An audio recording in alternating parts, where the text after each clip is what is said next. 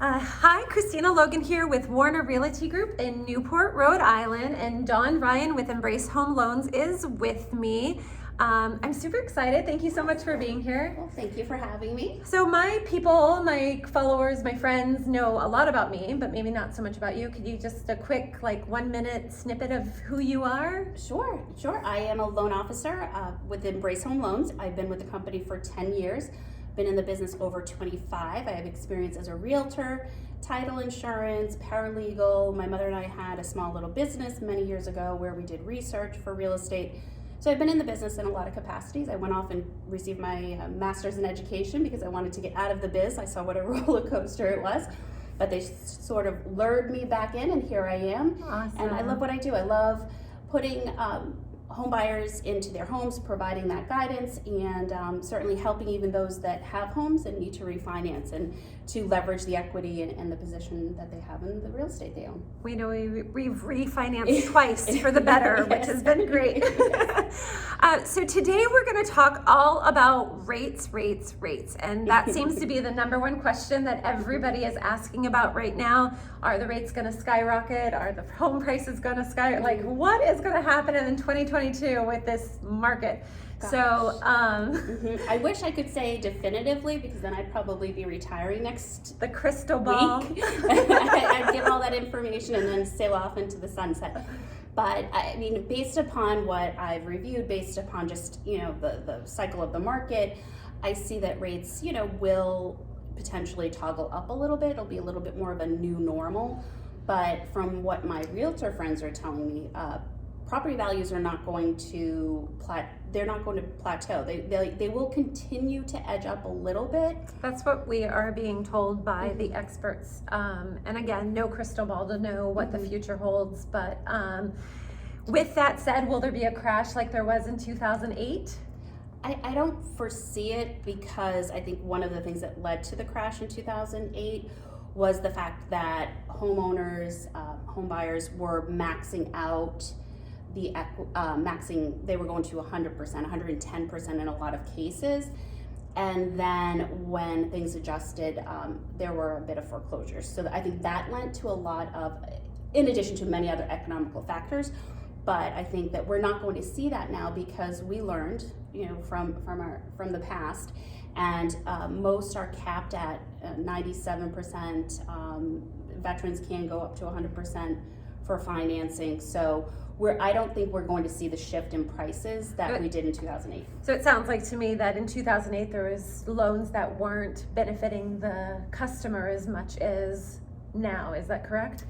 I think that the industry has tweaked some of the qualifying variables so that customers are protected.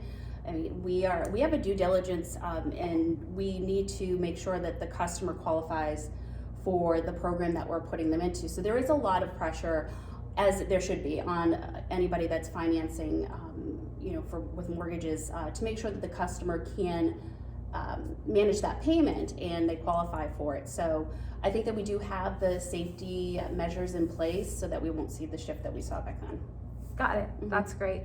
So this all sounds a little scary, actually. So I know it's actually a little bit lighter. It's actually better.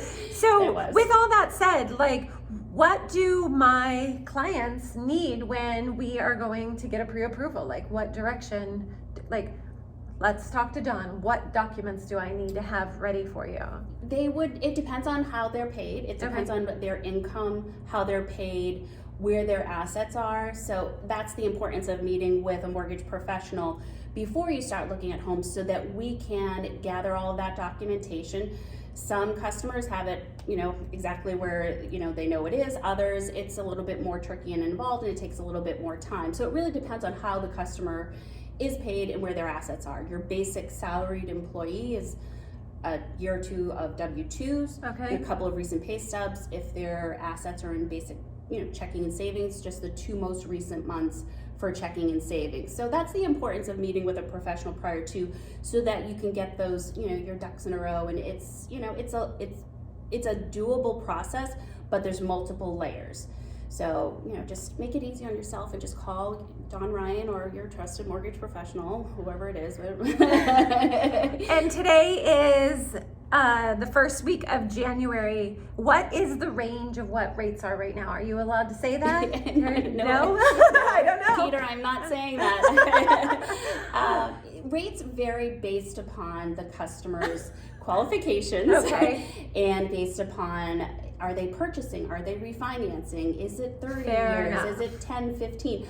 I use the analogy that my son, who is, a newer driver, he is not paying the same in insurance that I am. That's fair. As a more seasoned driver without any accidents recently, knock on wood.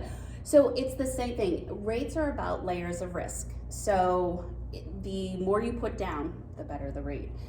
The shorter the term, the better the rate. Got it. Even in certain qualifications, your credit score could affect your rate. So again, not to sound like a broken record, but that's the great. importance of meeting with a professional prior to. Because if I had a nickel for every time a customer said, well, my cousin Joe got, whatever the rate is. Again, Peter, I'm not going to quote rates. So it's, and then you tell them it's this rate and they look deflated and frustrated, and it's because maybe cousin Joe qualified in a different way. Got it. Great information. Thank you so much. My pleasure. Christina Logan with Warner Realty Group and Don Ryan with Embrace Home Loans. Thank you so much for joining us, and we'll see you next time.